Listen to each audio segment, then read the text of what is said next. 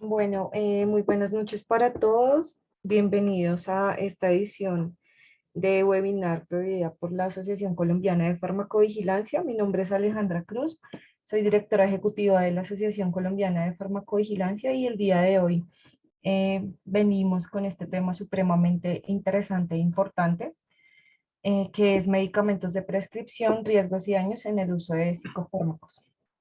Este webinar está realizado en conjunto con la iniciativa Échele Cabeza, que ya más adelante van a saber de qué se trata. Y por ahora les voy a hacer una pequeña presentación de los speakers. Entonces nos va a estar acompañando Daniel Rojas Estupiñán, quien es psicólogo e investigador en drogas desde hace 8 años, con experiencia en neurociencia y psicología clínica de usuarios problemáticos y no problemáticos de sustancias, desde un abordaje en reducción de riesgos y daños y superación de consumos disfuncionales. Actualmente es psicólogo de la corporación ATS y del proyecto Échele Cabeza. También nos va a estar acompañando Mauro Díaz Moreno, quien es magíster en ciencias químicas, es director de servicio de análisis de sustancias del proyecto Échele Cabeza y cuenta con experiencia en la generación de alertas tempranas y ha participado en diferentes campañas de reducción de riesgo y daño y gestión del placer. También es importante aclarar que esta actividad pues no tiene certificación, es una actividad absolutamente libre. Y también aclarar que este webinar no tiene como objetivo la promoción al consumo de sustancias y medicamentos de forma inadecuada.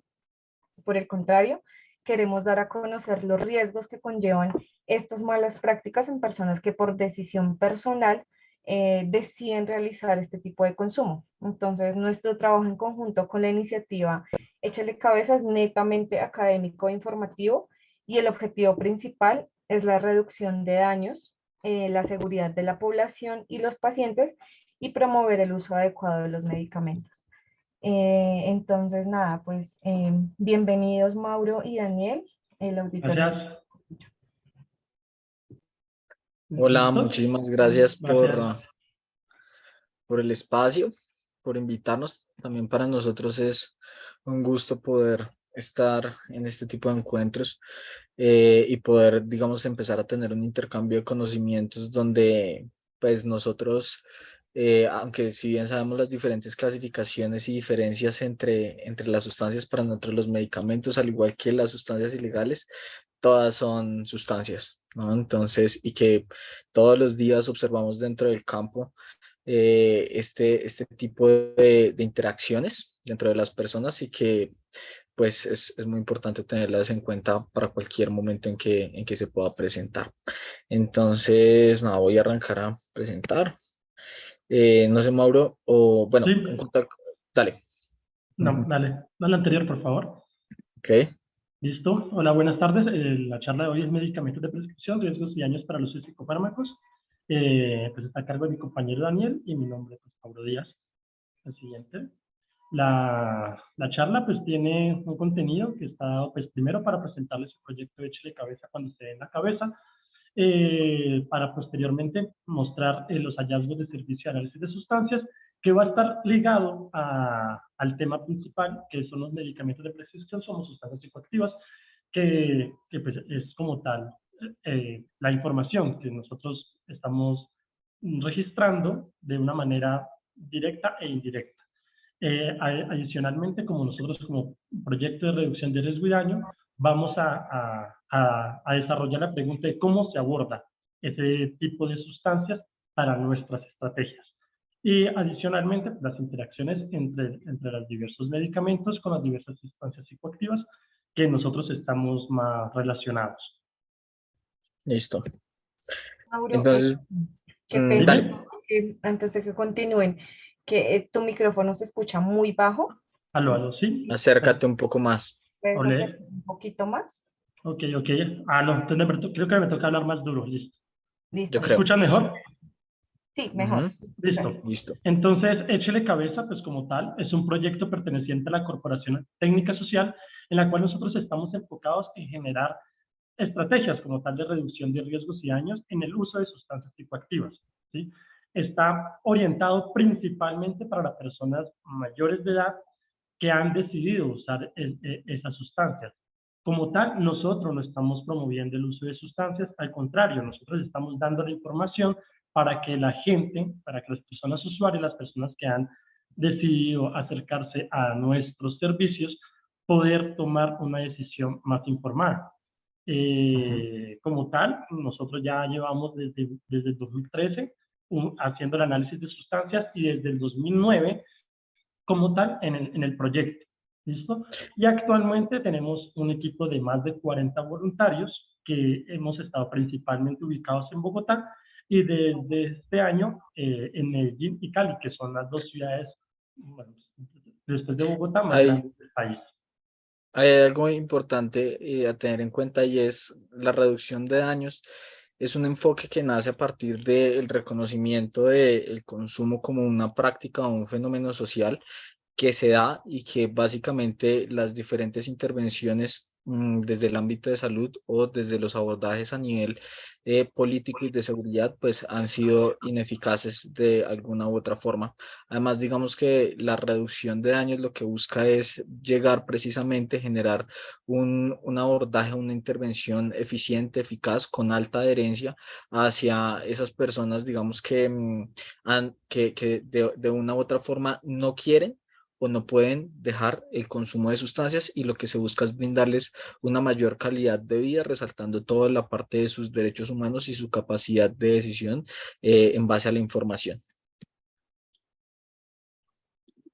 En cuanto a cómo lo hacemos, digamos que ya entrando un poco a cómo, cómo es nuestro trabajo, nosotros tenemos diferentes métodos o tenemos diferentes estrategias de cómo llegamos a intervenir a esta población. Como lo decía Mauro, nuestro foco principal es las personas mayores de edad para adelante, pero digamos que lo principal es de 18 a 25 años, donde las personas han empezado a tener un consumo o donde están en una fase de exploración y donde los comportamientos de riesgo con las sustancias son muchísimo más marcados que pueden desencadenar en malas experiencias, intoxicaciones o sobredosis. Digamos que uno de nuestros pilares para trabajar precisamente es la metodología de pares, donde nosotros, aunque seamos, digamos que académicos, porque todo nuestro equipo precisamente es de una base interdisciplinar, están psicólogos, sociólogos, químicos, médicos, enfermeros, etcétera, etcétera. Digamos que más allá nosotros también somos asistentes de eventos donde vamos o también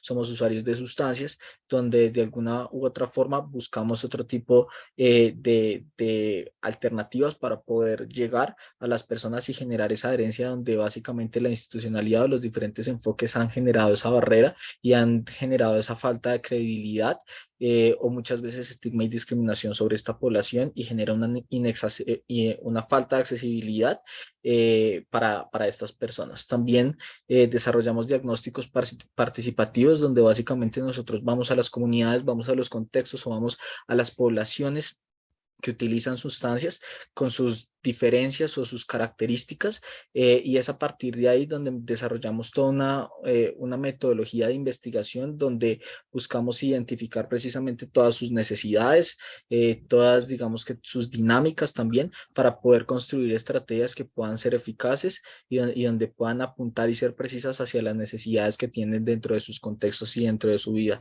Siempre toda nuestra información es basada en la evidencia. Si alguno de pronto ha buscado información en nuestras plataformas, siempre van a estar referenciadas, siempre van a estar con una base académica y siempre van a estar, digamos que con una base sólida frente a la información de dónde sale. También, pues digamos que otra de las maneras en que nosotros llegamos a la población es a partir de información en plataformas y redes. Esta foto que ustedes ven acá es sobre nuestra página en internet donde pueden observar, ahí está todo el catálogo de información sobre sustancias, constantemente estamos alimentándola con informes, con alertas y con otro tipo de contenido que pueda ser de ayuda y que pueda ser de interés para las personas usuarias de sustancias. También hacemos actualización de protocolos de intervención para los espacios de ocio y fiesta, teniendo en cuenta que aunque nuestro foco siempre son mayores de edad, las generaciones siempre son cambiantes, siempre son dinámicas y siempre sus características a nivel de comunicación y de relación, por así decirlo, cambian y nosotros debemos estar actualizados frente a la manera en cómo llegamos hacia ellos, o si no, pues básicamente nos vamos a quedar en el tiempo y no vamos a lograr generar estrategias que logren impactar realmente a las nuevas personas que van llegando y que se van integrando a la fiesta y al uso de sustancias. Y por último, siempre nos mantenemos en una evaluación y seguimiento y monitoreo, donde hacemos encuestas a los consumidores, informes de las intervenciones, encuestas constantes también para identificar qué es lo que hace falta, qué es lo que se puede mejorar, entre otras cosas. ¿Qué hacemos? Digamos que nosotros lo podemos dividir en 4 aspectos o 4 contextos específicos. Durante la fiesta nosotros tenemos todo nuestro servicio de información, orientación, entrega de material comunicativo, donde están las piezas que en un momento lo vamos a compartir, donde están todas las piezas de comunicación e información para las personas usuarias. Tenemos el servicio de análisis de sustancias, que ya en un momento lo va a explicar Mauro. Tenemos toda la zona de recuperación y tenemos lo que se ha conocido últimamente como el punto mínimo vital de agua, donde básicamente pues todo nuestro proyecto también es de base activista y lo que buscamos es de alguna forma como resaltar, remarcar o empoderar también a las personas usuarias de sustancias para que digamos que puedan exigir las diferentes condiciones básicas como atención en salud, en este caso el tema del agua, que ha sido digamos que uno de los bienes capitalizados dentro de la fiesta y que pues más incide dentro de la salud y la integridad inmediata, y más cuando estamos hablando de uso de sustancias, incluido las sustancias legales e ilegales. Tenemos también lo que es el punto fijo, que digamos que en este momento ya tenemos un punto fijo acá en Bogotá y ya tenemos uno que se está terminando de consolidar en Cali y otro y otro en Medellín, donde básicamente siempre estamos los jueves, los viernes. Acá en Bogotá está ubicado en Teusaquillo, en la localidad de Teusaquillo, por la 26 más o menos, y allí digamos que tenemos la posibilidad de hacer una asesoría mucho más personalizada, donde digamos que las personas pueden llegar, básicamente también la dinámica entre los eventos puede ser mucho más rápida por la afluencia y la cantidad de personas que debemos intentar llegar y generar cobertura. Entonces acá tenemos la posibilidad de hacerlo un poco más pausado, con mucho más tiempo, haciendo una asesoría mucho más integral, preguntando también de acuerdo a las características individuales y el contexto en el que tiene la persona pensado el utilizar las sustancias, brindar diferentes informaciones para que puedan ser de ayuda para ellas. También hacemos conferencias o conversatorios acerca del uso de sustancias y reducción de riesgos y daños. Y también tenemos un servicio de asesoría psicológica a los consumidores que digamos que quieren tener una mejor relación con las sustancias o que sienten que su consumo ya está empezando a generar algún impacto dentro de su funcionalidad y requieren de algún tipo de ayuda psicológica para evitar transitar esos consumos problemáticos. También tenemos, pues digamos, dentro de nuestro contexto digital, todo el tema de infosustancias, donde digamos que tenemos toda una bibliografía frente a las drogas de interés. Tenemos artículos académicos y de opinión de sustancias y consumo, nuevas líneas de abordaje e innovación. También tenemos informes y lo que denominamos alertas psicoactivas, que digamos que ya en un momento lo vamos a profundizar. También está nuestro link ahí si quieren ingresar a la página. Y por último tenemos lo que es el Festival de Cortos Psicoactivos, que ya lleva 8 años. Actualmente lo estamos desarrollando en la Cinemateca Distrital, donde básicamente es un evento artístico y pedagógico cultural desde el 2015 que busca promover la realización de trabajo audiovisual que aporta en el cambio de las narrativas sobre el consumo de sustancias psicoactivas y también lo que hemos denominado la guerra contra las drogas, o este enfoque prohibicionista que de alguna forma ha generado muchas más muertes que las mismas sustancias. Bueno, como para profundizar un poco en algunos servicios, lo que es la zona de recuperación, esto es un servicio que inauguramos el año pasado en Stereo Picnic, donde es un servicio de área de atención y acompañamiento y apoyo, sobre todo hacia las personas que se encuentran experimentando una crisis psicológica derivada del uso de sustancias, o digamos que para ponerlo en otras palabras, una crisis de ansiedad derivada del uso, ya sea por la presencia de los efectos, ya sea por la intensidad de los efectos o por la duración de los efectos que salen del control de la persona. La persona tiene una sensación de pérdida de control que esto puede estar asociado a diversos factores como el contexto, la deshidratación o digamos que algún aspecto a nivel ya biológico o dentro del contexto que se esté presentando. Aquí lo que hacemos es precisamente brindar una atención donde las personas antes de llegar a ese punto de salud, nosotros primero le hacemos un chequeo médico a partir de los voluntarios o porque tenemos una relación directa con los servicios de atención médica. Ellos determinan si la persona puede estar allí y digamos que si ya nos determinan a partir de los signos vitales y la estabilidad biológica que pueda tener, nosotros, digamos, empezamos a hacer una intervención para, digamos, estabilizar esa crisis o ese malestar asociado y llevarlos a unos estados de calma y de bienestar que también le permitan a la persona mitigar lo que es cuadros, ya sea de ansiedad que se puedan consolidar en el futuro por una mala experiencia que se puede consolidar como un trauma y digamos que también permitir que ellos vuelvan al evento a disfrutar de la fiesta sin la necesidad de que simplemente esto quede como algo totalmente negativo. Esta zona de recuperación también lo que ha permitido y uno de los resultados más efectivos es que logra generar un descongestionamiento de los puntos de salud donde ya las personas que están estables pueden mantenerse en una observación por otros profesionales y permiten generar una atención primaria a las personas que lo necesitan mucho más. También tenemos lo que son HL Cabeza Talks, que ya son asesorías, charlas, talleres y conferencias, donde los realizamos desde colegios, universidades, otros contextos, donde también digamos que quieren algún tipo de asesoría frente al tema de sustancias y como ahorita lo denominaba, todo el servicio de asesoría psicológica para personas que creen o requieren algún tipo de abordaje más terapéutico frente al uso de sustancias. Listo, Mauro. Bueno, como tal, el servicio de análisis de cabeza, el servicio de análisis de sustancias que nosotros proveemos está tanto dentro de las intervenciones que realizamos en campo, en los festivales, en los diferentes eventos, como en el punto fijo en la ciudad de Bogotá, que como lo mencionó Daniel, también tenemos unos puntos fijos que están consolidándose en otras dos ciudades de este país.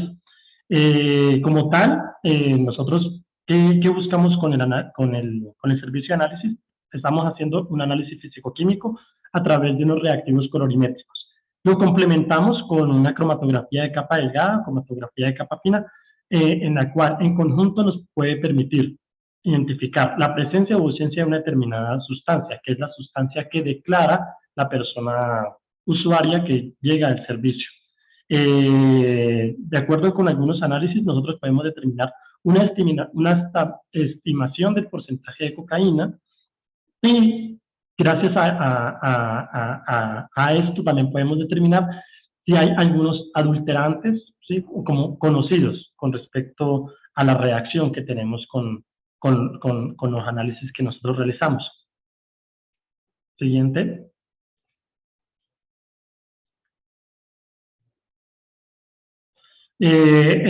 Aquí están unos datos del Servicio de Análisis de Sustancias que fueron recolectados hasta el 2021, hasta el año pasado, en los cuales nosotros hemos participado en 107 eventos desde el 2013 y hemos analizado 14.016 muestras hasta el 2021.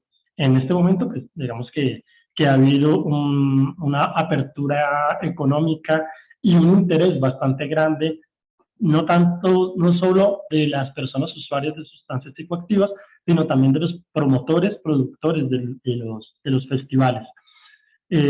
Como ustedes pueden observar en la gráfica, pues se observa una disminución bastante importante en el año 2020 que interrumpió nuestro ascenso en el número de sustancias por año, pero algo que es bastante explicable con la pandemia que aún no hemos superado, pero que tuvo su repercusión bastante grande hace 2 años. Hay una cosa es que ya para este año, para lo corrido de este año, llevamos más de 5.000 sustancias analizadas y digamos que también eso ha mostrado el efecto de la pospandemia relacionado con las dinámicas de no solo del mercado, sino también las dinámicas de consumo que también en relación con nuevas sustancias psicoactivas han aumentado los indicadores de intoxicación en las personas.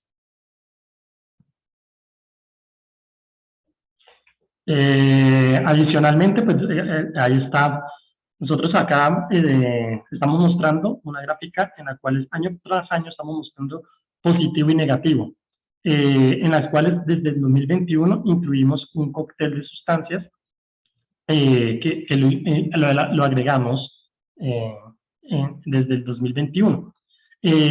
Como ustedes se pueden dar cuenta, pues digamos que el porcentaje de positivo ha sido mayoritario. Sin embargo, digamos que cabe resaltar que a medida que se está aumentando el número de sustancias analizadas, estos porcentajes negativos están teniendo una repercusión bastante importante para la salud de los usuarios, para los sistemas de emergencia y para el desarrollo como tal de las dinámicas de las intervenciones.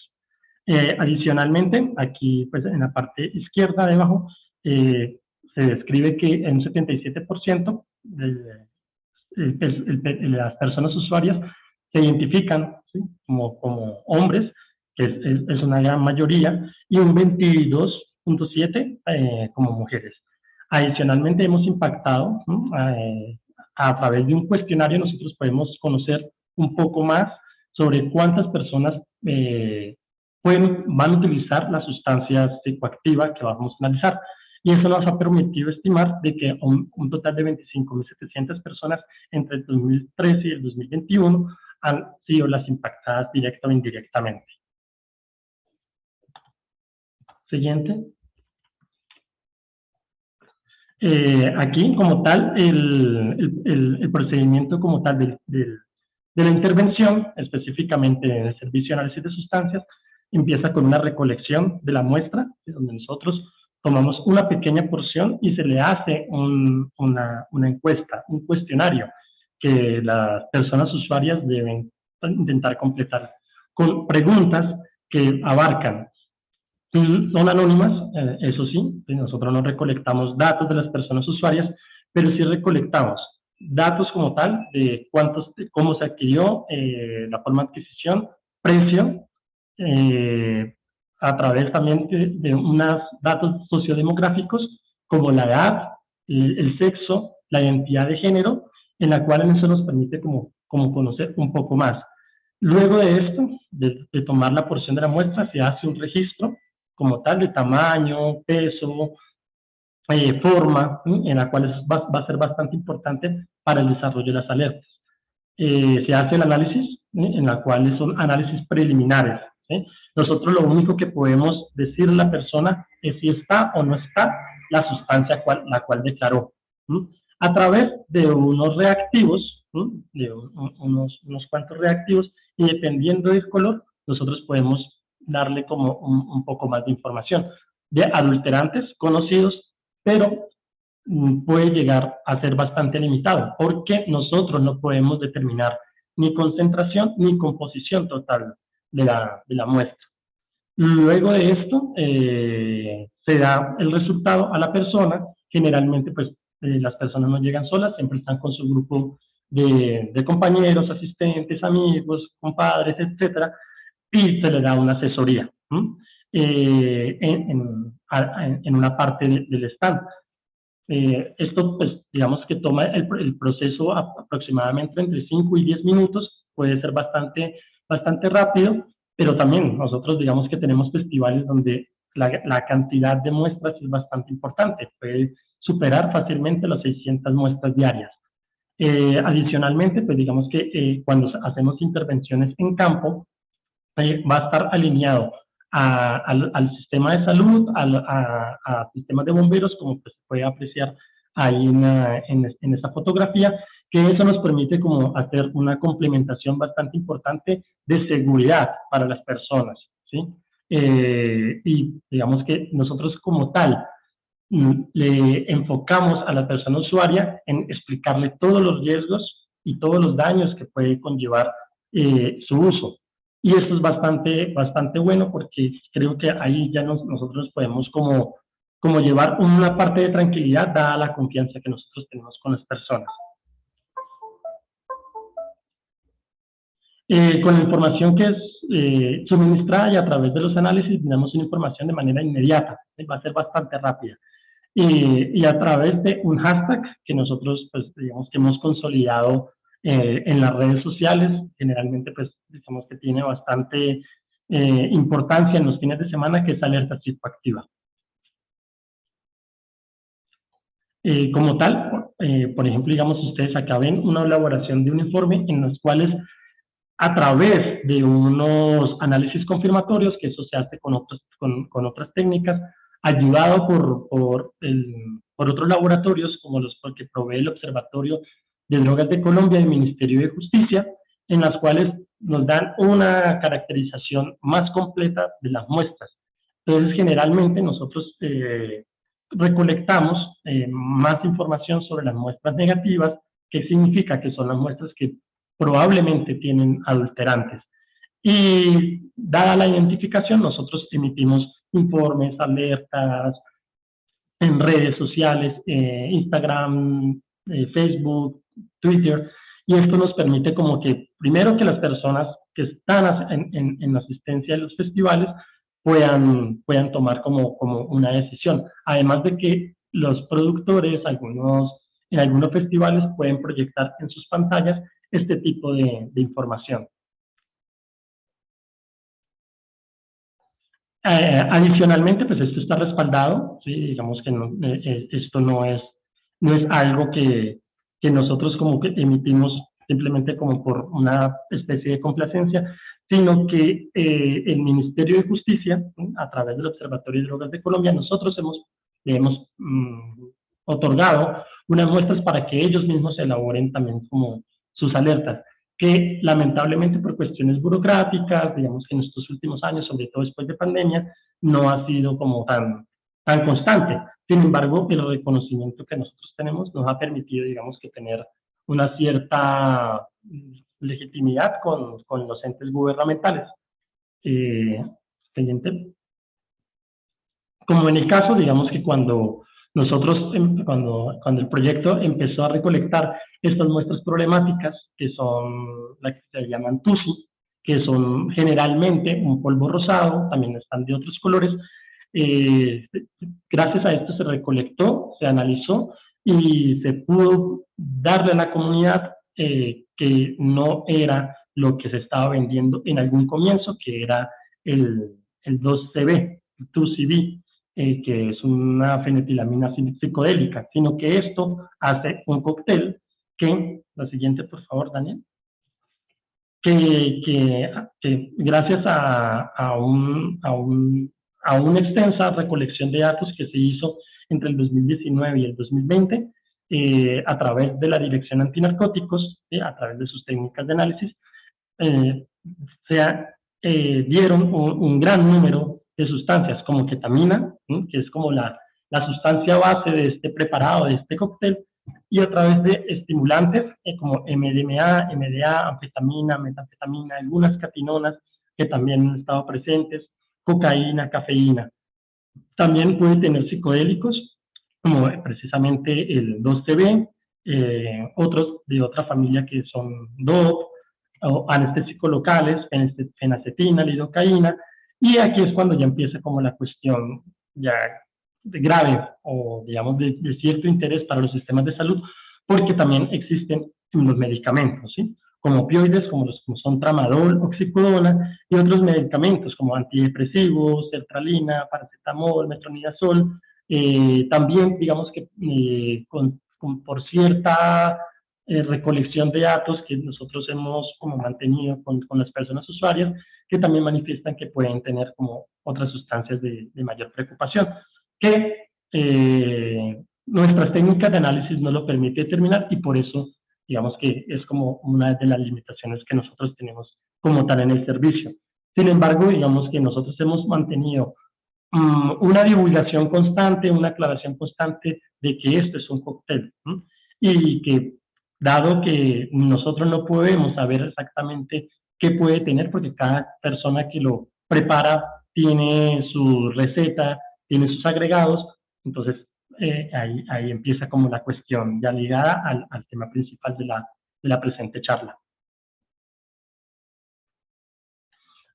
Como tal, entonces digamos que aquí como recordando, digamos como en una herramienta que se llama la rueda de las drogas, que esta fue desarrollada en Inglaterra por un grupo que se llama The Loop.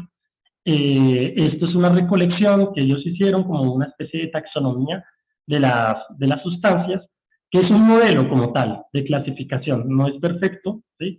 Digamos que cada disciplina puede tener una clasificación de acuerdo a su funcionalidad, pero para las estrategias de reducción de riesgo y daño es bastante útil porque nos permite clasificar las sustancias en 7 categorías: estimulantes, empatógenas, psicodélicas, disociativas, depresoras, opioides y cannabinoides, ¿sí? Cada cual tiene una serie de efectos, que eso también es parte recolectado, no solamente pues por su perfil farmacocinético y toxicológico, sino también a través de las experiencias de las personas usuarias. Siguiente. En la cual, pues, digamos que se clasifican, hay muchísimas sustancias, pero aquí es cuando ya estamos como en el meollo del asunto, porque como tal, digamos que nosotros en el servicio de análisis de sustancias podemos determinar, hallar, analizar estimulantes, ¿sí? Empatógenos, que digamos que hacen parte como de las sustancias de mayor, que nosotros recibimos más, que son como las muestras de éxtasis, los psicodélicos como el LSD, psilocibina, pero acá ya empieza como la parte que nosotros ya no podemos como alcanzar, que como son los disociativos, ketamina, sí que nosotros la podemos analizar, pero las personas usuarias tienen una amplia gama para hacer uso de su experimentación, ¿sí? En la cual pues incluye salvia, óxido nitroso, o también sustancias depresoras como lo son las benzodiazepinas, o una amplia gama de opioides que también se pueden encontrar. Siguiente. Entonces, aquí nos remitimos como al Estudio Nacional de Consumo de Sustancias Psicoactivas del 2019, que eso fue elaborado por el Observatorio de Drogas de Colombia, donde precisamente hacen como, en ese estudio hicieron la consideración de qué sustancias iban a indagar, donde también estaban las sustancias legales e ilegales. Pero en esta lista que ustedes pueden observar, la parte resaltada son los medicamentos que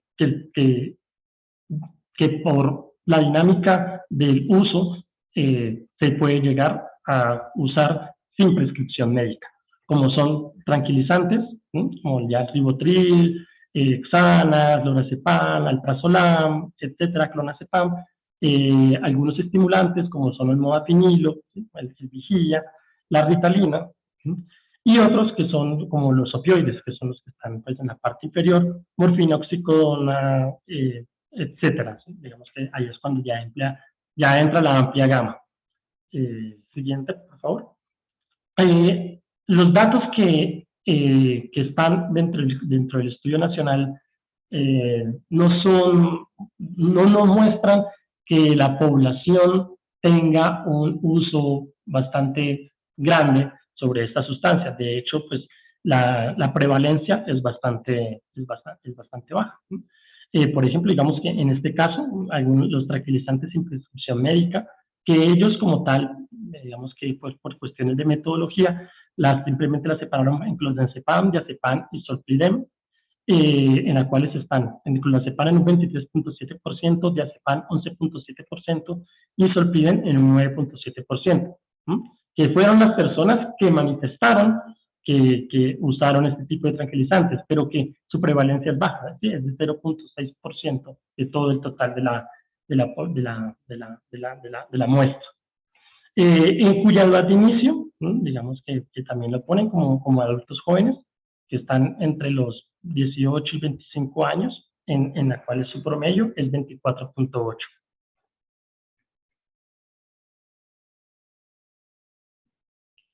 Los estimulantes fueron donde ellos fueron bastante enfáticos, los datos que ellos arrojan son pocos, De ellos dicen que debido a la falta de precisión en las estimaciones y como consecuencia de su baja prevalencia no se realizaron otro tipo de análisis.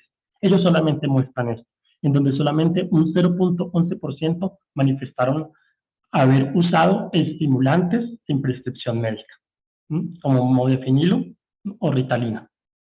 Y los opioides, y los opioides tampoco es que sea bastante alta, digamos que ahí es cuando, a diferencia de Estados Unidos, de Canadá, el uso de opioides es bastante reducido en la población, en donde solamente se puede observar un 0.86%. Y aquí simplemente hacen un estudio comparativo en el cual ya nosotros, digamos que una de las cuestiones y de las críticas que se han hecho a este estudio del 2019 es que dentro de sus hallazgos mostraron que el uso de la gran mayoría de sustancias se redujo, ¿sí? Y en algunos, como en la cocaína, se mantiene, pero esto está como en contra de la tendencia mundial de que el consumo aumentó. Entonces, pues digamos que aquí dentro del resumen también tienen sus tranquilizantes de prescripción, como en la parte superior ustedes lo pueden observar, donde está ya el resumen de su prevalencia de vía en 1.84%, en estimulantes de prescripción, donde precisamente denotan esa falencia que tienen para la estimación, donde solamente muestran un 0.11%, y los opioides de prescripción, que están en la parte inferior, de un 0.86%. Adicionalmente, en un estudio reciente, que es el estudio de mortalidad asociada al consumo de sustancias psicoactivas, primero, la sustancia más importante en la cual se repercutió la mortandad fue el alcohol, ¿sí? Que eso fue pues, un gran número, casi 25.000 personas. Pero como ustedes pueden observar, el tramadol, ¿sí? La codeína, el fentanilo son números bastante bajos, la morfina, la ketamina son números bastante bajos. Entonces, aparentemente, ¿sí? no repercute un riesgo grande. Sin embargo, digamos que esto, que al fin y al cabo son vidas, son las cosas importan, y adicionalmente esto es un subregistro, ¿no? Digamos que esto no son los datos que desafortunadamente no se pudieron recolectar. ¿Por qué? Porque a través del Instituto de Medicina Legal, el análisis toxicológico no se hace generalmente completo pues, para todas las personas, porque pues, es costoso, es extenso, entonces digamos que se enfocaron mucho en alcohol. Sin embargo, digamos que se muestra y con solamente el hecho de mostrarse ya implica como algo de importancia para el tema. Y finalmente, digamos que para la cuestión de datos, digamos que también nos apoyamos en la encuesta global de drogas, que es algo que se realiza a nivel mundial a través de Internet, donde hay personas de todo el mundo, personas usuarias, donde están más focalizados, ¿sí? Donde nosotros digamos que las personas que hemos participado en esta encuesta podemos como compartir la información de hábitos de consumo, de sustancias que se consumen, y aquí ya es donde se nota, digamos que es como en una parte más importante, el uso de benzodiazepinas, ketamina y opioides de prescripción. Y aquí es donde se hace la pregunta de cómo se aborda esto en las estrategias de reducción de riesgo y daño, precisamente en un proyecto como el nuestro, donde nosotros no podemos analizar precisamente estas sustancias en nuestro servicio. Sin embargo, ahí nosotros hacemos uso de piezas comunicativas que ya Daniel les explicará más adelante. Adicionalmente, pues digamos que además de los opioides, digamos que se han encontrado bastantes datos de que las benzodiazepinas y los opioides han estado involucradas en un gran número de las sobredosis que han estado en Norteamérica, ¿sí? En el cuadro 1, nosotros acá podemos ver como las drogas que se usan en simultáneo Estos fueron unos datos que fueron recolectados en Estados Unidos en el periodo 2010-2014, donde el alprazolam se usa con oxicodona, en segunda instancia con heroína, en tercera con hidrocodona, metadona, morfina, ¿sí? Entonces, digamos que acá es cuando ya se están teniendo una serie de implicaciones, pues, digamos, para la salud. A lo mismo, el diazepam, digamos que comparte como, digamos, como cierta afinidad con esas sustancias, que hace parte, pues, de los hábitos de consumo. Y adicionalmente, pues, digamos que cabe recalcar que digamos que las benzodiazepinas son sustancias que están sometidas bajo fiscalización por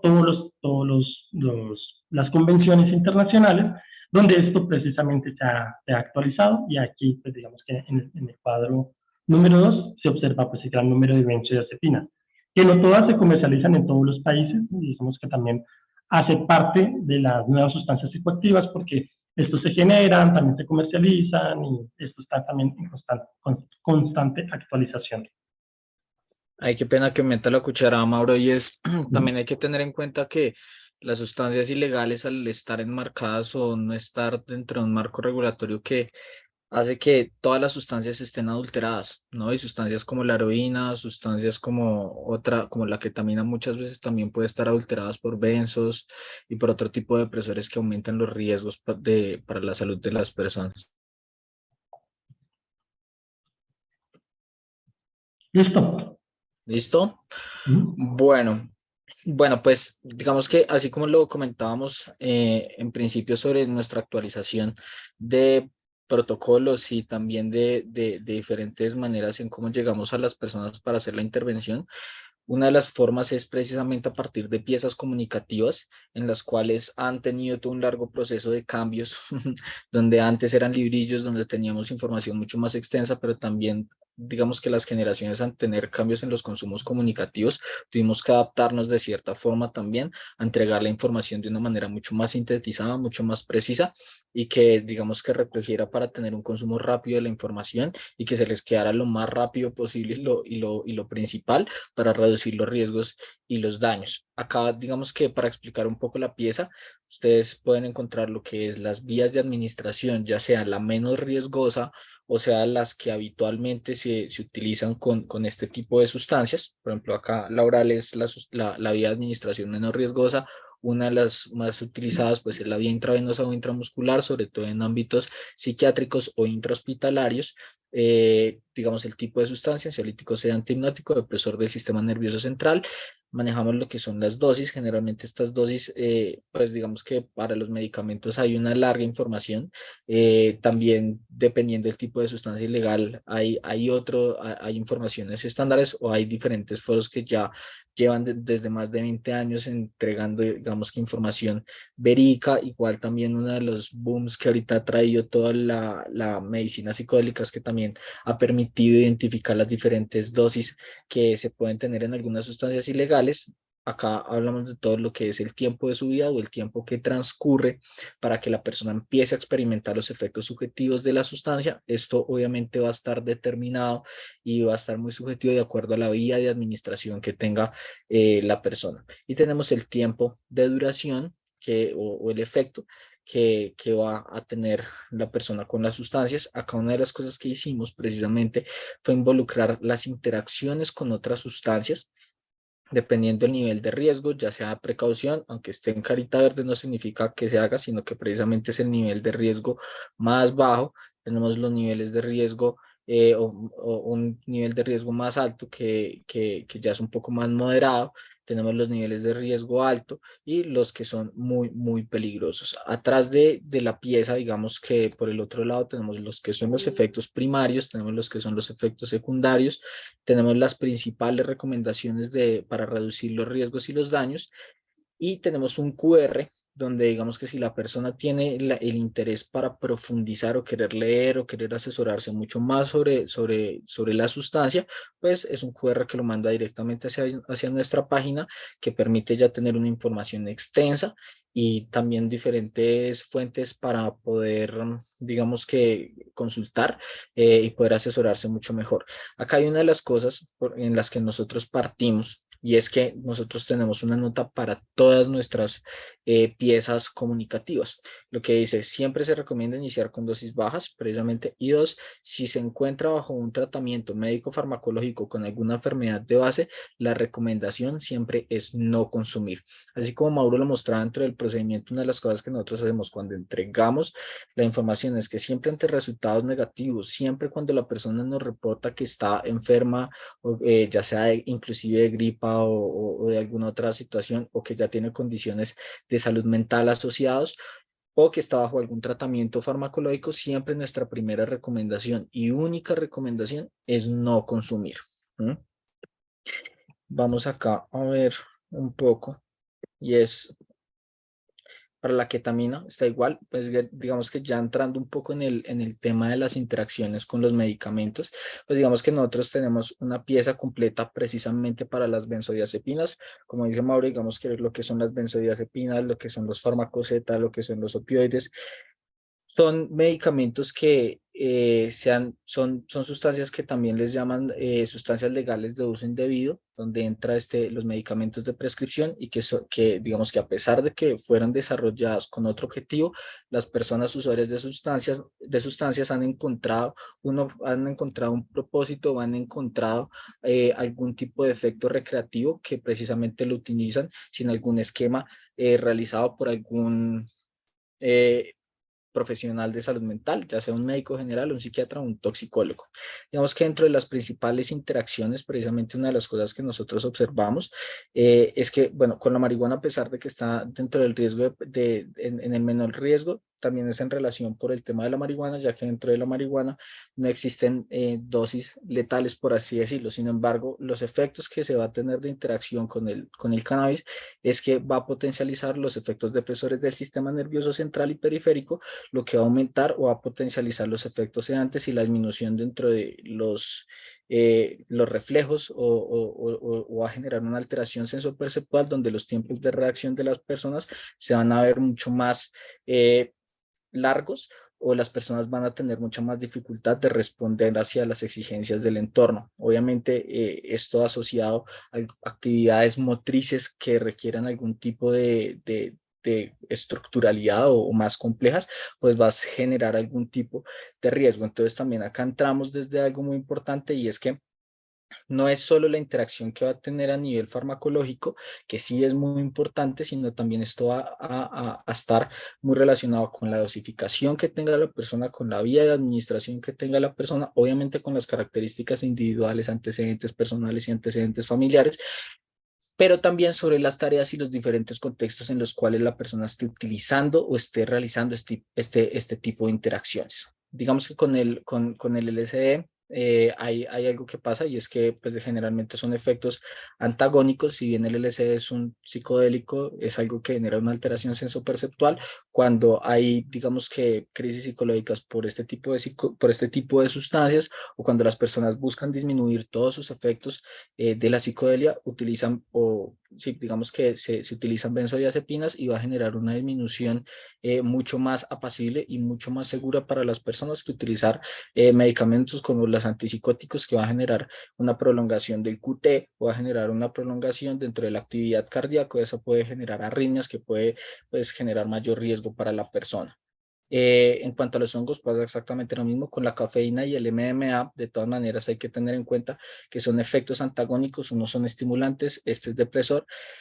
Y aunque sean efectos antagónicos y de hecho precisamente las benzodiazepinas en ámbito hospitalario o en ámbito de salud o por profesionales se utilice para revertir precisamente la intoxicación o la sobreestimulación por estas sustancias, de todas maneras hay que tener en cuenta que de alguna u otra forma esto pues puede potencializar el hecho de que las personas necesiten más sustancias para volver a consumir o que de alguna forma también, dependiendo de la dosificación o dependiendo de la vía de administración y la rapidez con las que se genere, pues haya un tema cardíaco o un tema donde pues el cuerpo se sobreesfuerza y puede haber riesgo para la persona. Con la ketamina es donde empezamos a ver uno de los mayores riesgos precisamente Y es que pues, la ketamina también es un depresor, aunque la ketamina no es una sustancia que genere en sí misma una depresión cardiorrespiratoria, pero con las benzodiazepinas sí puede potencializar estos efectos depresores. Si son dosis leves o son dosis moderadas, de todas maneras puede generar una disminución de toda la parte, dentro de toda la parte psicomotriz y puede aumentar los riesgos de caída para la persona, ¿sí? Y pues obviamente tenemos acá las sustancias como más complejas o las de mayor riesgo, las que son muy peligrosas, como es el alcohol, lo que es el GHB, también con el Viagra y con la heroína. Principalmente con el alcohol, con el GHB y con la heroína, pues todas estas cuatro sustancias son depresoras muy intensas del sistema nervioso central que pueden llevar fácilmente a mareo, pérdida de conciencia, coma y una depresión cardiorrespiratoria que lleva a la muerte para la persona. Con la ketamina, precisamente está igual con las mismas interacciones, alcohol, GHB y la heroína. El GHB es el ácido ese ácido gamma hidroxibutírico, o lo que han dominado el éxtasis líquido, aunque no tiene ninguna relación con lo que es el éxtasis, más allá de la euforia y el aumento del libido que puede generar, pero digamos que estas al ser depresoras, pues pueden aumentar todos estos efectos sedantes y pueden aumentar todos estos efectos depresores que aumentan pues en gran medida los riesgos para la persona. También hay que tener en cuenta que todas estas sustancias, por ejemplo, como lo denominaba ahorita Mauro, que el TUSI es todo un tema, porque el TUSI yo creo que es el preparado al que nosotros más tenemos un reto a la hora de intervenir, porque precisamente tenemos un cóctel de sustancias ilegales, tenemos un cóctel de sustancias legales, pues generalmente estas interacciones están en los contextos de fiesta, están pues muy asociados al uso de alcohol, sobre todo al uso de alcoholes destilados, como es el vodka, ron, whisky, ginebra, que tienen un mayor porcentaje de alcohol y por ende tienen un mayor potencial de efecto depresor y aumenta este riesgo de presión cardiorrespiratoria para las personas. Digamos que una de las cosas que nosotros observamos con mucha frecuencia dentro de los eventos y dentro de nuestras intervenciones es esta mezcla entre TUSI, que tiene esta base de ketamina con alcohol, y digamos que al momento de observar dentro de los comportamientos de mayor riesgo en los usuarios es que esta mezcla genera esos efectos de disminución de la motricidad y también la disminución de la percepción de los estímulos y hace que la persona se vuelva mucho más torpe motrizmente y tenga mayores riesgos dentro de su contexto a tener una caída, un traumatismo craneoencefálico, entre otras cosas. Y pues si aumenta la dosificación, pues tiene estos riesgos de intoxicación y sobredosis. Hay que tener en cuenta que la ketamina de todas maneras en dosis leves o moderadas, aunque es un anestésico, de todas maneras también es un anestésico disociativo o que también tiene una psicodelia muy importante, lo cual digamos que la mezcla con marihuana, la mezcla con LSD, la mezcla con hongos y la mezcla con 2CB pueden potencializar esto de forma muy significativa, que en personas que no tengan la capacidad de poder tolerar estos efectos psicodélicos o tengan antecedentes psiquiátricos, entre otras cosas, puede desencadenar cuadros psicóticos o puede desencadenar cuadros de pánico y ansiedad de manera muy significativa que pueden ser muy extensos, porque por sí la ketamina ya sea inhalada, que es por donde más se administra, por así decirlo, dura 2 horas, pero por vía oral tiene una duración mucho más larga, sumado con lo demás, pues puede aumentar esta duración y puede aumentar, digamos que estos cuadros de ansiedad para las personas, además que genera dilatación del tiempo. Por otro lado, tenemos lo que es el cannabis con los psicofármacos. Lo que es el cannabis con antidepresivos aumenta los efectos secundarios de tipo depresores. También se han reportado casos donde potencializa la paranoia en algunos usuarios. Los antipsicóticos aumenta el riesgo de presentar episodios psicóticos. Las benzodiazepinas aumenta la depresión del sistema nervioso central, el riesgo de la depresión respiratoria, y el metilfenidato o el vigía, pues son efectos antagónicos en principio, aunque pueden potencializar estos efectos indeseados como la taquicardia y los cuadros de ansiedad. Hay que tener en cuenta que cuando hay una mezcla, una interacción de las sustancias con los medicamentos, no solo estamos jugando con la interacción de los fármacos, sino también estamos jugando con el hecho de que si las personas toman algún tipo de psicofármaco es porque tienen alguna condición asociada, y generalmente esto puede desencadenar o puede exacerbar el cuadro clínico de base en la persona. Con el MDMA, los antidepresivos, hay riesgo de presentar síndrome serotoninérgico, sobre todo con los inhibidores de monoaminoxidasa. También hay alto riesgo con los tricíclicos y tetracíclicos, y hay que tener en cuenta que algunos inhibidores selectivos de recaptación de serotonina pueden funcionar como trip killers, o básicamente anulan los efectos del MDMA. También se anula el efecto de los antidepresivos. La persona no siente efectos subjetivos del MDMA, aumenta la dosificación con el éxtasis y puede desencadenar precisamente en una intoxicación o en una sobredosis. Con los antipsicóticos hay riesgo de presentar episodios psicóticos. Con las benzodiazepinas hay un efecto antagónico y anulación del efecto del medicamento de la sustancia. Con los anticonvulsivos o moduladores, como puede ser el ácido valproico, que funciona tanto para la epilepsia como también para el trastorno afectivo bipolar, pues hay una carga patotóxica muy alta. Hay una disminución del umbral convulsivo, también teniendo en cuenta que los estimulantes pues son las sustancias que más fácil y más rápido pueden desencadenar una crisis convulsiva, y digamos que el MDMA con esto puede desencadenar o exacerbar el cuadro clínico, ya sea de bipolaridad, que lo puede llevar fácilmente a un estado maníaco a la persona o hipomaníaco, o puede generar pues las crisis convulsivas. Con el metilfenidato y el vigía, pues ambas son anfetaminas, se puede generar una sobreestimulación del sistema nervioso periférico, aumento en el proceso de deshidratación y mayor probabilidad de golpe de calor, y alto riesgo de taquicardias o arritmias, aumento en riesgo de presentar crisis de ansiedad o pánico. Con la cocaína, pues digamos que igual la sobreestimulación del sistema nervioso periférico, que puede desencadenar en complicaciones cardiovasculares importantes. Con los antidepresivos hay un riesgo de cardiotoxicidad muy alto. Con los antipsicóticos, pues puede desencadenar una psicosis tóxica. También hay reportes de que consumir cocaína con clozapina pues puede aumentar las concentraciones de cocaína en sangre, que reduce los efectos psicoactivos y depresores, puede aumentar la tensión arterial. Con las benzodiazepinas hay un efecto antagónico, aunque dependiendo de la dosis, pues puede generar riesgo vascular. Los anticonvulsivos, hepatotoxicidad, disminución del umbral convulsivo, desencadenamiento del cuadro clínico. Con el LSD digamos que hay poca información. Con los antidepresivos hay anulación precisamente por lo que funciona como trip killers. Con los antipsicóticos también puede haber una anulación de los efectos, pero se puede generar las arritmias. Con las benzodiazepinas pues disminuye los efectos del LSD, y con el metilfenidato también hay efectos indeseados que pueden aumentar la probabilidad de crisis y pánico. Y con los anticonvulsivos o moduladores no hay gran información. Y listo, terminamos. Creo que nos pasamos un poco de tiempo. Tranquilos. Bueno, muchísimas gracias, Daniel y Mauro, por su intervención. Tenemos en efecto algunas preguntas. Entonces, César Masache dice, no recuerdo si lo mencionaron, las alertas que ustedes emiten están ligadas con los datos de INVIMA que a través de farmacovigilancia puedan tener. INVIMA conoce sus alertas. Ok. Listo, así Sí, que vamos respondiendo así poco a poco. sí. Sí, listo. Pues en primera medida, digamos que nuestro servicio de análisis, pues como tal, nosotros analizamos son, pues, sustancias ilegales, ¿sí? O sea, están dentro del mercado ilegal. Lo que hace el INVIMA es hacer seguimientos a medicamentos, perdón, que tienen algún registro sanitario, que están en fase de estudio, ¿sí? Entonces, pues, digamos que nuestra relación con el INVIMA pues no está dada, porque pues, digamos que el enfoque pues, es completamente diferente. Nosotros tenemos una cercanía mucho más cercana con el Observatorio de Drogas de Colombia, que son los encargados de la parte gubernamental, como tal del Ministerio de Justicia, de generar las eh, alertas tempranas, ¿sí? Como tal de las sustancias que se están comercializando.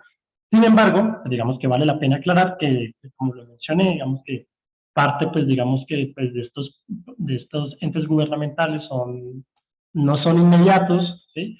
Cuando se requiere una inmediatez, digamos que en las intervenciones, ¿sí?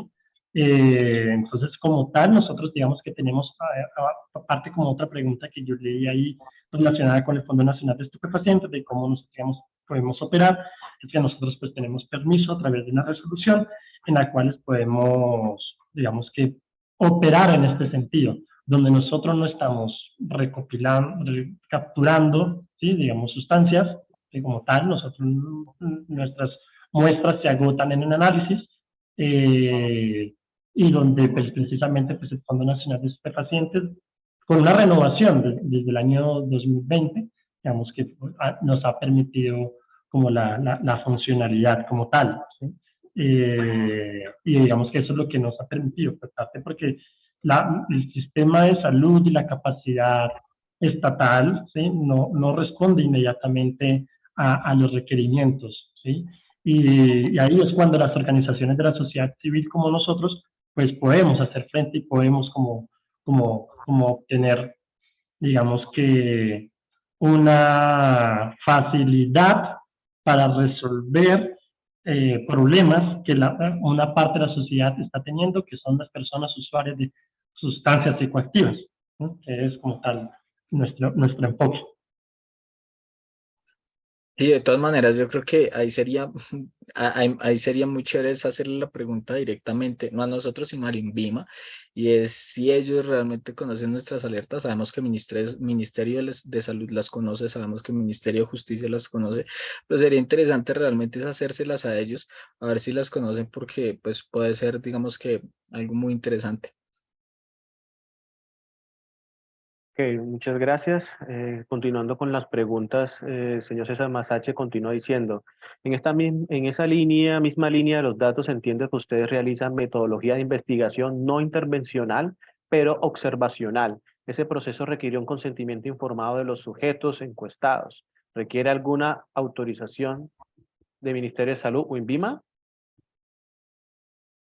No, nosotros digamos que operamos, digamos que esto es las estrategias de reducción de daños también se basa a partir de que son estrategias de bajo umbral, se denominan, y donde de alguna forma también cuando las personas se acercan directamente a donde están y se responden las preguntas, pues digamos que ahí nosotros ellos ya por sentado el hecho del consentimiento informado, ¿sí? Ya cuando estemos investigaciones más estructuradas, dependiendo ya el tipo de investigación, si desarrollamos consentimientos informados donde se le deja pues, absolutamente claro a las personas para qué lo vamos a hacer. Ya digamos que el tipo de investigación puede variar mucho, ¿sí? Depende también del tipo de estudio que se quiera realizar, pero digamos que ya es dependiendo de lo que se quiera hacer. También nuestra investigación es investigación acción participativa, que es uno de los modelos con los que también trabaja la Corporación Acción Técnica Social y que precisamente pues dependiendo cuál es el estudio se va a utilizar. Excelente. La siguiente pregunta de Estela Montenegro, que ya fue contestado por el doctor con respecto a los permisos del Fondo Nacional de Estupefacientes. Continúa, señor César Masache. Dice, no recuerdo si lo mencionaron, las alertas que ustedes emiten están ligadas con los datos que INVIMA a través de farmacovigilancia pueda tener. ¿INVIMA conoce sobre sus alertas? Esa fue la que ya hice al principio, entonces esa ya se responde. Perdón. Entonces continúo. Estos resultados han sido entregados al Ministerio de Salud para que se generen los controles en los hospitales. Es decir, los hospitales puedan saber a qué tipo de intoxicación de sustancias se pueden enfrentar. ¿La respondes o la respondo, Maurito? ¿Eh? Bueno, pues digamos que hay una de las cosas que nosotros realizamos dentro de la articulación con otras organizaciones externas, sobre todo cuando hacemos intervenciones en eventos masivos como Stereo Picnic, como un festival o como otro tipo donde tenemos más de 20.000, 25.000 personas en un evento. Y es que alertamos, pues además que son eventos legales, también ya están, digamos que nosotros entregamos o alertamos a los hospitales cercanos o con las mismas producciones, pues, y con las ambulancias que se encuentran ahí, nosotros estamos entregando constantemente. Si hay algún tipo de caso de intoxicación, conocemos el tipo de sustancia que consumió, analizó con nosotros, o la persona nos refiere exactamente, nosotros entregamos información a los servicios de atención en salud, precisamente para que tengan mayor información de cómo poder intervenir esto. Ahorita últimamente, ahorita para, no sé, básicamente para diciembre, mitad de diciembre, vamos a entregar una guía de buenas prácticas dentro de la fiesta, donde precisamente allí también buscamos esa articulación con los hospitales, donde la idea es que cuando nosotros sepamos algún tipo de intoxicación y que va para traslado, nosotros ya tengamos alertado a todos los hospitales para que puedan tener una atención más oportuna. En Cali, hace como un mes, en octubre, también tuvimos un caso donde hubo varias intoxicaciones, no solo por catinonas y por MDMA, y donde tuvimos un punto de referencia donde había servicio de toxicología. Inmediatamente nosotros nos comunicamos con ese servicio de toxicología, le comentamos los resultados que tuvimos dentro de los análisis de sustancias, y estuvieron mucho más preparados para generar una atención de las crisis que les llegaron allá. Muchas gracias. También me gustaría complementar que un asunto es la intoxicación como tal, que para Colombia es un evento de impacto en la salud pública, por lo tanto las instituciones de salud deben reportarlo, y entra un indicador que el Ministerio de Salud realiza planes de acción como tal frente a esas situaciones, a las sustancias químicas. Y lo otro, si los conferencistas quisieran corregirme en algo que lo que vaya a decir, el tema es luego el enfoque del consumo, que es un tema más social de la población, de comportamientos que puede que no conlleve a una intoxicación, pero hay un tema de riesgos y de comportamientos que también amerita como abordar. Sí, total. Tal cual. Sí. Continúo con el señor Juan David Gómez. Pregunta, ¿cómo impactar otros entornos diferentes a los festivales o fiestas con respecto al consumo de benzo y ketamina?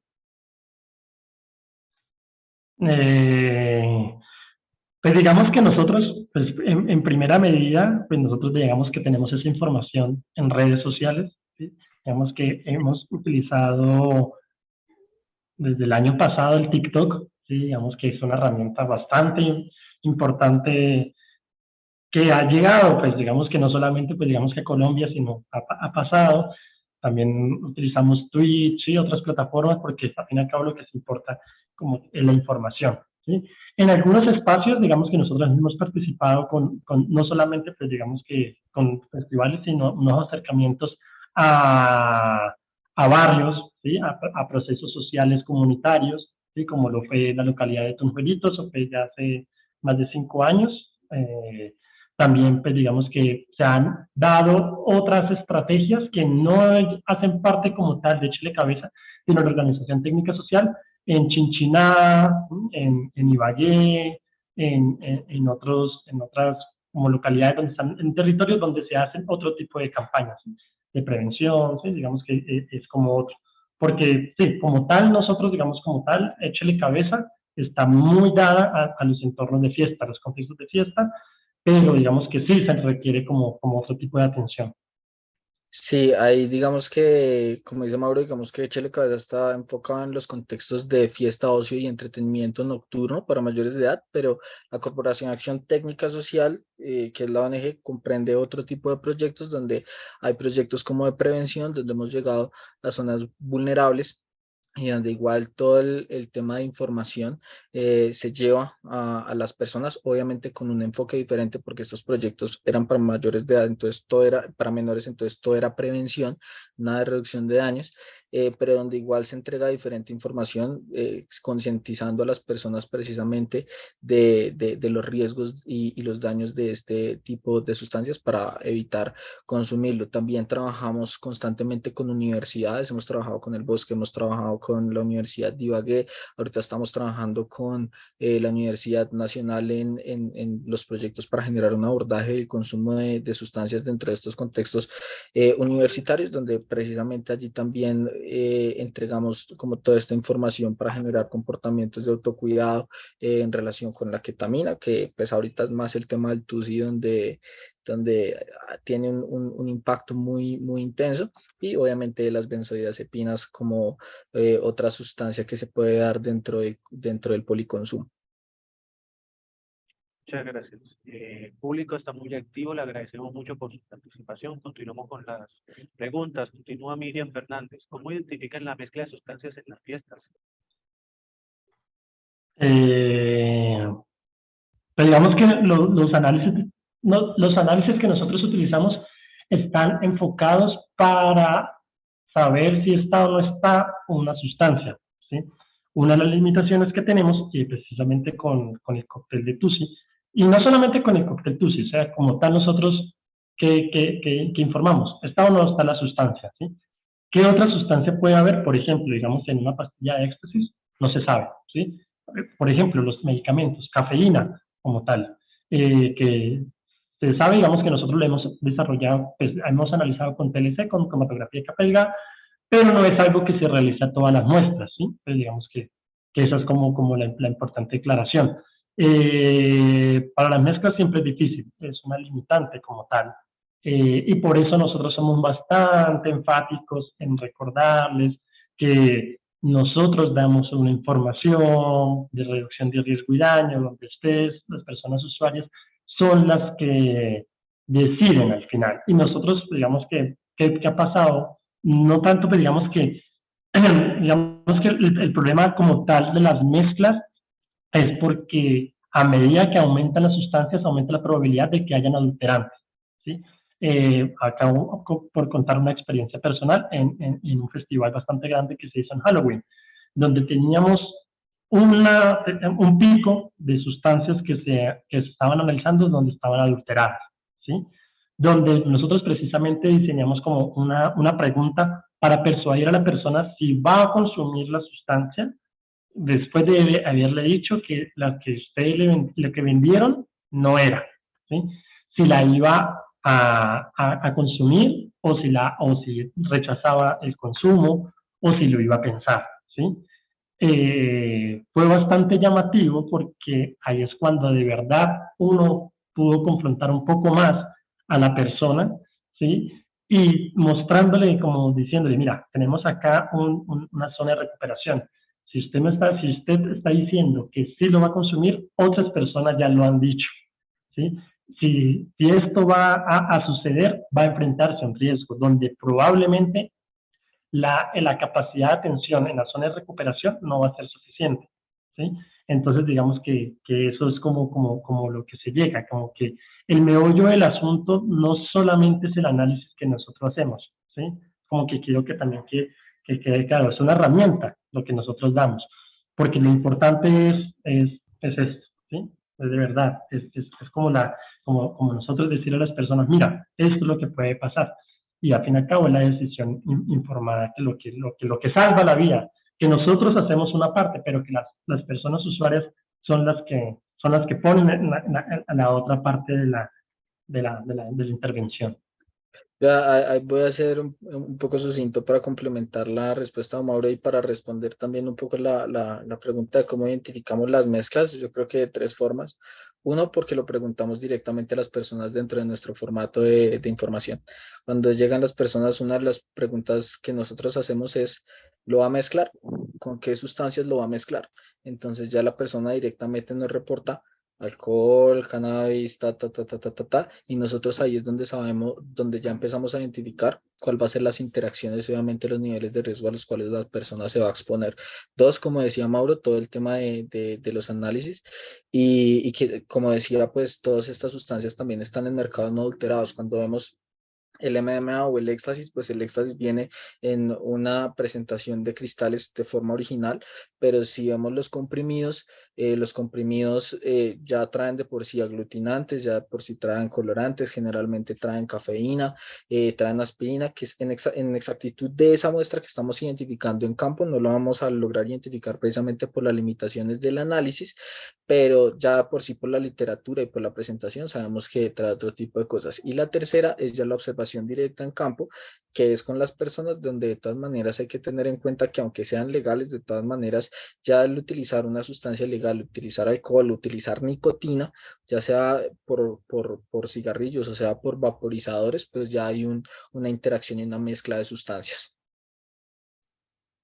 Muchas gracias. Por respeto al tiempo, ya son las 7:13, vamos a hacer dos preguntas adicionales y damos el cierre. Hago un salto y tomo la pregunta de Rita Bautista.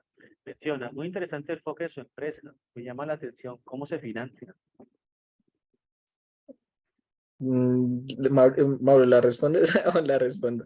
No, Dale. pues, nosotros somos una organización de la acción civil, una ONG. donde parte de los recursos, o sea, nosotros como tal, el proyecto pertenece a una ONG, ¿sí? Digamos que parte de los recursos provienen de ahí, parte de los recursos provienen de cosas autogestionadas, ¿sí? Digamos que nuestro servicio de análisis tiene un costo bastante económico en el punto fijo, pero la intervención más grande, como que el número más grande viene cuando las personas, los promotores, los productores, los organizadores de las fiestas pagan por el servicio, pagan para que nosotros estemos allá, para que las personas que asistan puedan tener un servicio gratis, ¿sí? Como tal. Pero digamos que eso es lo que pasa relativamente con Échele Cabeza.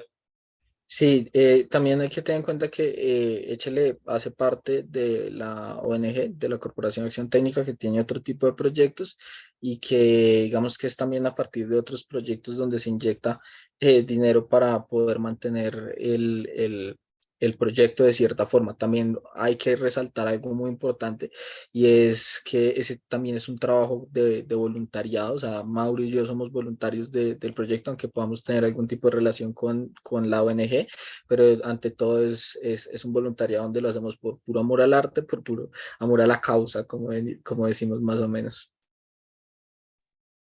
Excelente. Y la última pregunta, ¿han publicado o simplemente encontrado asociación de adicción con prescripción? Por ejemplo, pacientes que inician tratamiento de sus patologías psiquiátricas y derivan en adicciones, jóvenes que en su infancia fueron medicados, etcétera. Acá en este servicio, no. Digamos que ya a nivel personal y dentro de mi otro trabajo también como psicólogo clínico, donde he estado en consumos problemáticos y en consulta externa en IPS de salud mental, sí, sí lo he visto. Más que nada sobre opioides, obviamente, y también sobre benzodiazepinas. Sí pueden desencadenarse, ya sea por una mala prescripción, ya sea por un mal seguimiento por parte del paciente, por parte de la persona con la sustancia, o ya sea porque la persona dentro de ese proceso ha encontrado una funcionalidad hacia la sustancia o un tipo de recreación hacia ese tipo de sustancias, pero sí se pueden desencadenar. Digamos que por eso es que una de las principales recomendaciones a nivel clínico y psiquiátrico o médico en las personas que se utilizan que utilizan este tipo de esquemas farmacológicos, pues uno se les deja muy en claro que son sustancias que pueden tener un potencial de uso y dos, que deben seguir al pie de la letra las instrucciones médicas para que no desemboquen en ese nivel de riesgo, pero sí, sí se puede dar. Listo. Haciendo más, muchas gracias, doctores, por esta presentación. Igualmente al público por su asistencia, por su activa participación. Les recordamos que todos estos temas tienen un impacto social en la toma de decisiones en estos tiempos donde se fomenta mucho la decisión o el autocuidado en todo su esplendor. Nosotros como personas debemos tener el empoderamiento en el conocimiento para tomar una decisión, ya empoderamiento en salud, empoderamiento digital, empoderamiento en muchos aspectos. Por lo tanto, hay que tomar una decisión bien consensuada e informada, como bien los presentadores conferencistas nos han manifestado. Por lo tanto, la decisión recae sobre cada uno de nosotros, cada uno de ustedes, pero lo importante es estar educados. Nuevamente, doctores, muchísimas gracias por este espacio. Muchas gracias a todos ustedes y que tengan una excelente noche. No, muchísimas Gracias. gracias a ustedes por el espacio. Esperamos encontrarnos en otra ocasión. Y nada, quedamos muy prestos. Ahí quedan nuestras redes y nuestros datos. Que tengan una excelente noche. Hasta luego. Gracias, feliz noche. Gracias.